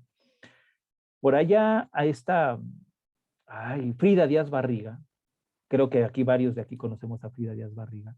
Ella regularmente ha escrito mucho sobre aprendizaje significativo, competencias docentes en el mismo tenor, pero tiene un artículo muy particular que se llama Las nuevas tecnologías en la educación, algo así, algo así. Ahorita tal vez me estoy equivocando con el título preciso, me disculpo, pero sí es de Frida Díaz Barriga y repito, tiene que ver con la aplicación de las nuevas tecnologías en la educación, algo así es el texto. Y es un estudio, es una investigación que ella realiza, y vean qué curioso, y lo recordé por ahorita que escuchaba a Iván. Decía que aunque reconocemos estos problemas estructurales, financiamiento, acceso, infraestructura, etc., etc., etc., ¿no? Uno de los principales problemas que existe en la Facultad de Psicología de la UNAM ante estas volcanada, ¿no? de la incorporación de las tecnologías, es de actitud de los profesores, que han estado formados, y ella utiliza estas palabras, se han formado en un paradigma presencial, y lo que se necesita cambiar es ese paradigma presencial para pasar a un paradigma de la telemática, ¿no? Pero como ese paradigma no se cambia, no hay actitud para transitar de un paradigma a otro en los profesores, es una de las principales complicaciones por las que las tecnologías no han logrado sumarse de manera efectiva, exitosa, ideal en la Facultad de Psicología de la UNAM. ¿Se dan cuenta? La actitud de los profesores. En este mismo tenor, y voy a hacer un comercial, me disculpo también por el comercial, Recién apenas el año pasado dirigí una tesis de maestría que se llama Aulas Virtuales, representaciones sociales que tienen los alumnos de un grupo de Italiano 2 de la Escuela Nacional Preparatoria de la UNAM. Bueno, en esta tesis está la profesora, porque igual más o menos un tema de actitud, se da cuenta, voy a poner en contexto muy breve. En la UNAM, en la prepa, al menos en la prepa 8, por consigna de las autoridades, se les pidió a los profesores que empezaran a trabajar desde las propuestas del aula invertida.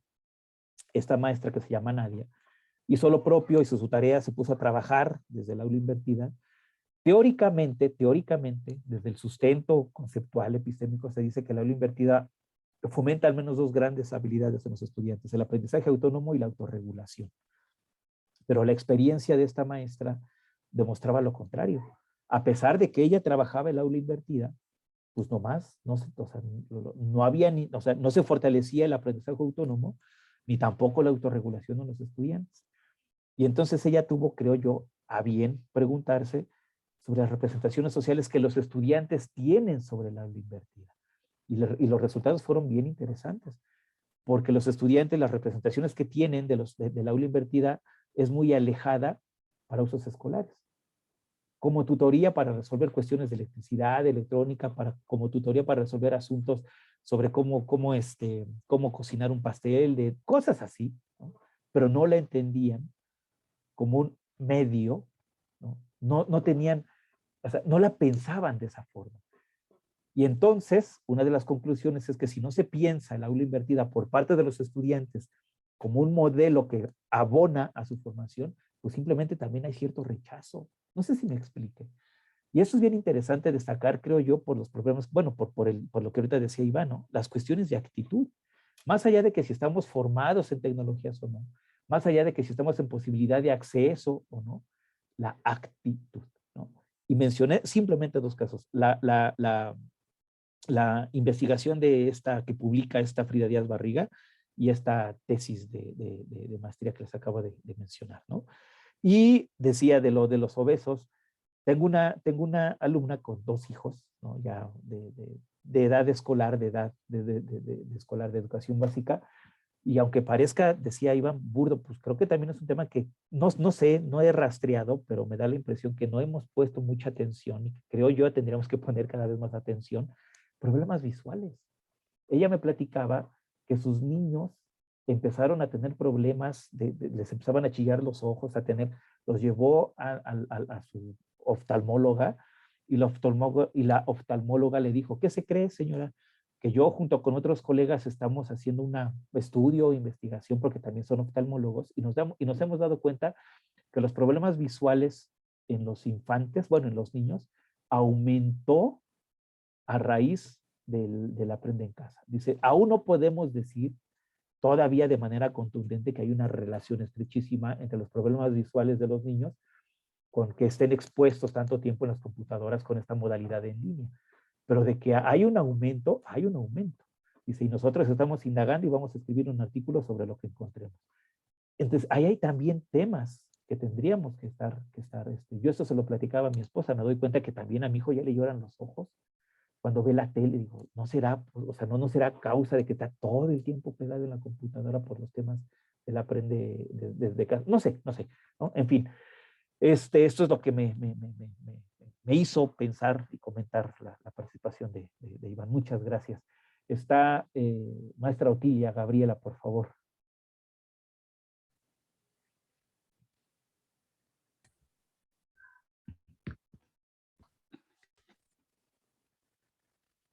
Destrabar mi micrófono. En general, la escuela lo que tiene de bronca es yo creo que la escuela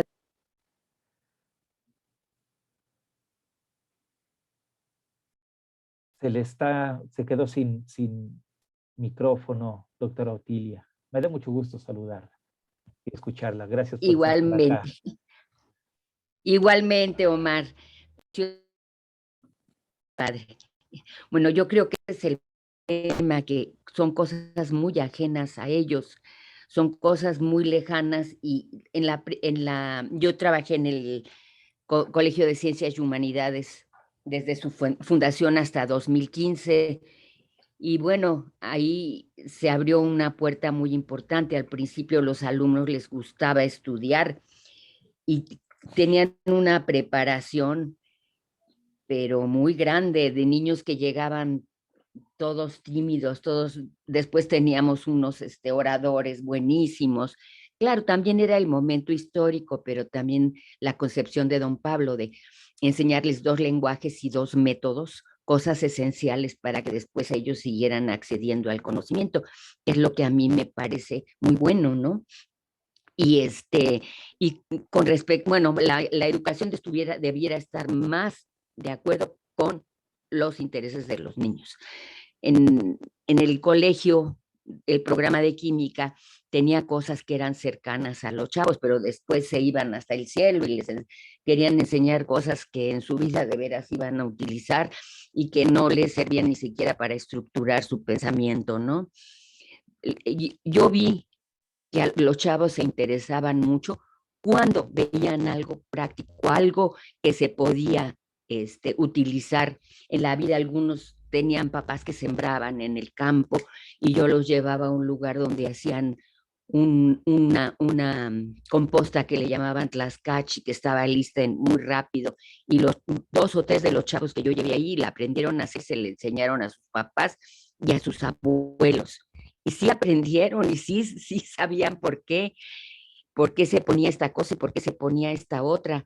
Y sí llegaron a entender muchísimas cosas. También cuando les ponía problemas a resolver, que ellos tenían que resolver en equipo, pues el aprendizaje era muy efectivo, ¿no? Porque partía yo realmente de lo que ellos pensaban y de lo que ellos sabían. Con relación a la tecnología, a mí sí me encantó la tecnología, pero como tú dices, Omar, ni la tecnología es lo más maravilloso que les va a enseñar, que van a poder aprender solos, ni tampoco es abominable.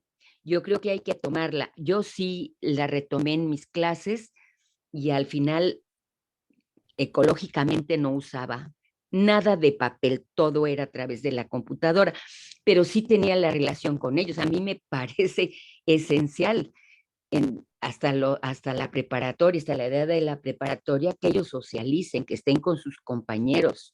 Me parece básico, porque además así también pueden aprender unos de otros, ¿sí?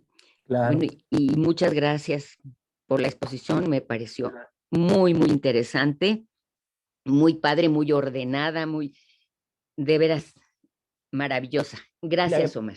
No, hombre, le agradezco muchísimo sus palabras y viniendo de usted me siento muy, muy, muy conmovido. En verdad le agradezco muchísimo sus palabras, doctora Otilia. Quisiera comentar al respecto solo dos asuntos. Bueno, es que creo que ese es el reto de los modelos virtuales, ¿no? Ese es el reto. En el siglo XIX, aquí en finales del siglo XIX en nuestro país, se dio un movimiento escolar, no sé si llamarle propiamente pedagógico, pero sí se dio un movimiento escolar que se le denominó la enseñanza objetiva. Y hubo textos, y hubo artículos, y hubo libros, ¿no?, que se escribieron al respecto de la enseñanza objetiva.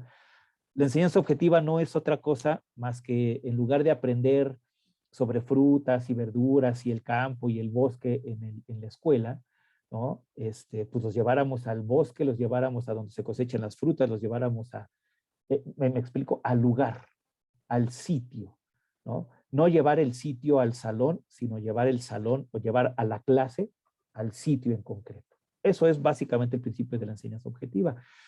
Y esto no es una invención de nuestros pedagogos mexicanos, sino también tiene sus grandes antecedentes en uno de los grandes pedagogos de la humanidad, que fue Pestalozzi, ¿no? Pero bueno, y este principio de la enseñanza objetiva, pues también fue el principio bajo el cual se fundó, recuerden, nuestra primera escuela normal de maestros pública, la de 1887 en Orizaba, Veracruz, ¿no? Entonces, este principio de la enseñanza objetiva en su momento tuvo mucho impacto y dio mucho de qué hablar y se llevó las palmas. La cosa es bueno, y escuchando a la doctora Otilia, es que ese es el reto, ¿no? ¿Cómo hacer que los principios de la enseñanza objetiva, sin que sea objetiva, se cumplan? mediados por la tecnología. No estoy diciendo que sea imposible, no estoy diciendo que jamás se vaya a lograr. Simplemente creo yo, insisto, ahí está, ¿no? El reto pedagógico, didáctico. Ausubel le llamaría más para acá y de una manera más como ahora ya todo el aprendizaje significativo. ¿Cómo logramos eso? Mediados por la tecnología, ajenos a la socialización, al encuentro frontal con el otro, ¿no? A todo el entramado de significaciones a todo ese entramado de significaciones que se pueden establecer, que se pueden generar, que se pueden crear, constituir en una clase física. ¿Voy claro? No sé. Son ideas que seguramente se tienen que seguir discutiendo en este y en otros y por muchas otras personas más calificadas, etcétera. Son temas que me gustan y que creo yo se tienen que seguir abordando. En fin. Y no sé, Pati Hurtado, y no sé si Marta Arias quiera volver a tomar el uso del micrófono o haya sido la participación que tuvo al principio. Gracias. En lo que decide Martita si comenta más o no. Bueno, reiterar el agradecimiento, la felicitación, Omar, y hacer algunos comentarios con relación al título prácticamente de esta tu intervención, con relación a si es posible la instrucción.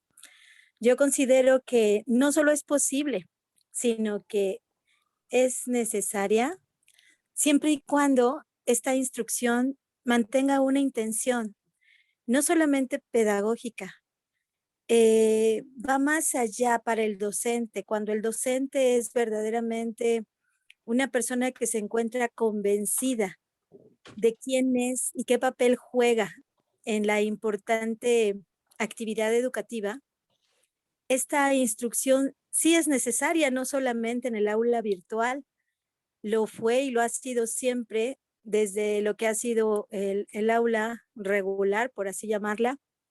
Y bueno, esto tiene que ver con esa intención que mencioné, ¿no? No solamente en cuanto a contexto curricular educativo, sino a evitar fallas en la docencia, como pueda ser la conducción. Una conducción que no lleve al niño a esa postura reflexiva, a esa posición de alumno ante el aprendizaje, que si bien es cierto, tal vez esté carente de algunas concepciones, conceptos, terminologías, también tiene propio conocimiento y por supuesto que cualquier docente deseamos que sea una persona productiva y proactiva con relación a lo que aprende. Entonces, sí lo veo posible, lo veo necesario, lo veo muy acertado, ¿no? Dar esa instrucción, pero con base a una formación que permita al alumno, de la edad que sea, continuar un proceso de aprendizaje construyendo desde su propia metacognición. Y por otro lado, bueno, comentar que este sentido de vocación que no se tiene por todos los docentes, aun cuando se haya estudiado ex profesa la carrera para ello.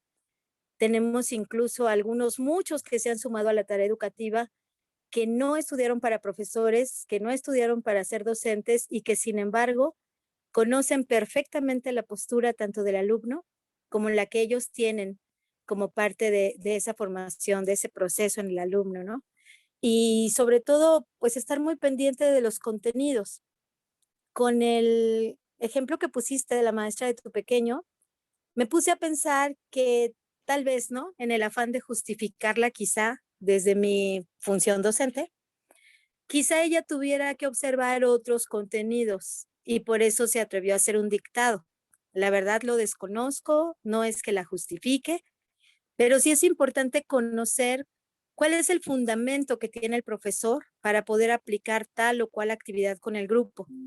Si bien es cierto, no perder de vista, y esto no importa la edad que tenga el alumno, insisto, en que son ellos quienes tienen que poner en juego esas prácticas cognitivas, esa intervención, esa investigación, esa exposición, esa argumentación, etcétera, para poder precisamente tener constructos sólidos que le permitan continuar aprendiendo y no solamente ser una mochila donde cada docente venga y le deposite aquello que quiera dejarle, ¿no? Para que se lo lleve cargando. Entonces creo que eso sí es importante. Tendríamos que revalorarlo como docentes. ¿Qué tanto somos permisivos, permisibles, flexibles? No sé hasta dónde llevar el término en cuanto a lo que el alumno le corresponde como tal, ¿no? Y bueno, reitero mis felicitaciones, Omar.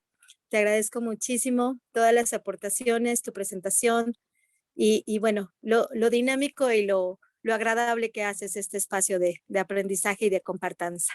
Gracias, Omar. No, hombre, al contrario, muchas gracias. Y no sé si Marta Arias. Yo ya quiero participar, muchas gracias. Ah, ok, muchas gracias. Pues les agradezco infinitamente y se vale justificar a los maestros, claro, ¿no? Claro, ¿no? Mi intención no era sonar verdugo o inquisitivo, ¿no? O inquisidor. Es válido, ¿no? Defendernos entre gremios, por supuesto, ¿no? Pues yo ya no tengo nada más que agregar. Les agradezco muchísimo, en verdad, los que se hayan tomado el tiempo de conectarse.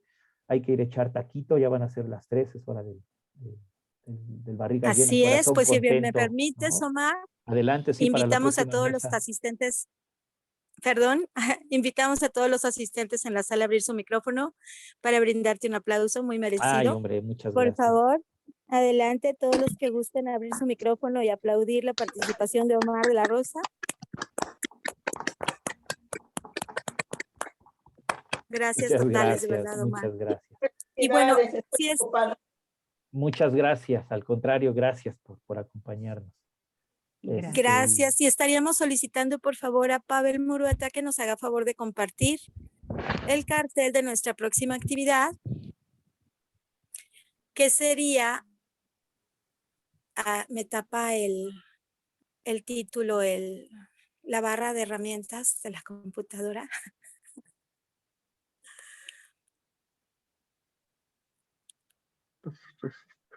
No sé si nos quieras compartir, Pavel, el título. Ah, ya quedó, perdón.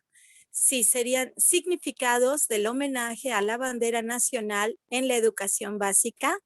Esa sería la temática que estarían compartiendo compañeros del Consejo de Transformación Educativa el próximo viernes 25 de febrero del 2022, en este mismo horario en el que nosotros estamos por costumbre participar para compartirles estos eventos. A reserva de algunos ponentes que han tenido que participar fuera de este horario, generalmente nuestro horario es de 1 a 3 de la tarde, tiempo de México. Y bueno, los estaríamos esperando para entonces, a un día después de la conmemoración del evento del Día de la Bandera en esta nación. Entonces, muchísimas gracias. Gracias nuevamente, Omar. Gracias a todos los que están en sala. Gracias por su participación y que tengan excelente conclusión de jornada. Igualmente. Maestro Leobardo, maestra doctora Caramón, un abrazo. Muchas gracias. Muchísimas gracias, igual me encantó. Gracias. Felicidades. Y a todos, Paula, Susana, Leonor, Lázaro, Cari, Itzel, Iván, Gaby.